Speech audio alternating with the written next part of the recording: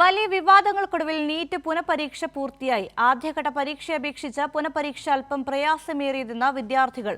വലിയ സുരക്ഷാ വലയത്തിന് നടുവിലായിരുന്നു ഇത്തവണ പരീക്ഷ നടന്നത്.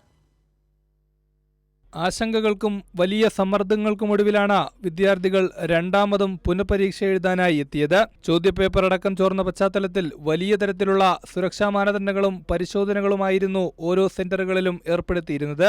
11:30 മുതൽ വിദ്യാർത്ഥികളെ എക്സാം സെന്ററുകളിലേക്ക് കടത്തി. ശരീരപരിശോധന അടക്കം 3 ഘട്ടത്തിലുള്ള പരിശോധനകൾക്ക് ശേഷമാണ് ഓരോരുത്തരും എക്സാം ഹാളിലേക്ക് പ്രവേശിച്ചത്.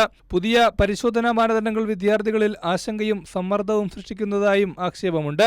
അതേസമയം പുനഃപരീക്ഷ ആദ്യത്തെ പരീക്ഷയെ അപേക്ഷിച്ച പ്രയാസമേറിയതെന്നും വിദ്യാർത്ഥികൾ പറയുന്നു. കുഴപ്പമില്ല, പക്ഷേ മുമ്പ് എഴുതിയ എക്സാമിനേക്കാളും കുറച്ച് ടഫായിരുന്നു. മുമ്പത്തേനേക്കാളും ബുദ്ധിമുട്ടുണ്ട്, പക്ഷേ കുഴപ്പമില്ല, വലിയ പ്രശ്നമില്ല, എഴുതാൻ പറ്റും. എന്നാലും മുമ്പത്തേനേക്കാളും ടഫായിരുന്നു. പ്രതീക്ഷ കുറച്ചുണ്ട്, എന്നാലും മുമ്പത്തത്ര ഇല്ല, എന്നാലും കുഴപ്പമില്ല. കമ്പാരിറ്റീവ്ലി കുറച്ചും കൂടി ടഫാണ്, കുറച്ചും കൂടി അതെ കുറച്ച് കോംപ്ലിക്കേറ്റഡ് ആയിരുന്നു. ഫിസിക്സും ബയോളജിയുമാണ് പല കുട്ടികളെയും ഇത്തവണ വലച്ചത്. കഴിഞ്ഞ 3-ാം തീയതിയിലെ എക്സാമിനേക്കാളും ഹാർഡായിരുന്നു. ഫിസിക്സ് കോൺസെപ്ച്വലായിരുന്നു. കെമിസ്ട്രിയും ബയോളജിയും കുറച്ചുകൂടെ ചിന്തിക്കാൻ ടൈം എടുത്ത് എഴുതുന്നതായിരുന്നു. മൊത്തത്തിൽ പറഞ്ഞാൽ ടോട്ടലി ഹാർഡായിരുന്നു. കേന്ദ്ര സർക്കാരിന്റെയും നാഷണൽ ടെസ്റ്റിംഗ് ഏജൻസിയുടെയും പരീക്ഷണങ്ങൾക്കൊടുക്കം പുനഃപരീക്ഷ എഴുതിയ വിദ്യാർത്ഥികൾക്ക് ഈ പരീക്ഷയും ഒരു പരീക്ഷണമാകുമോ എന്ന ആശങ്കയുമുണ്ട്.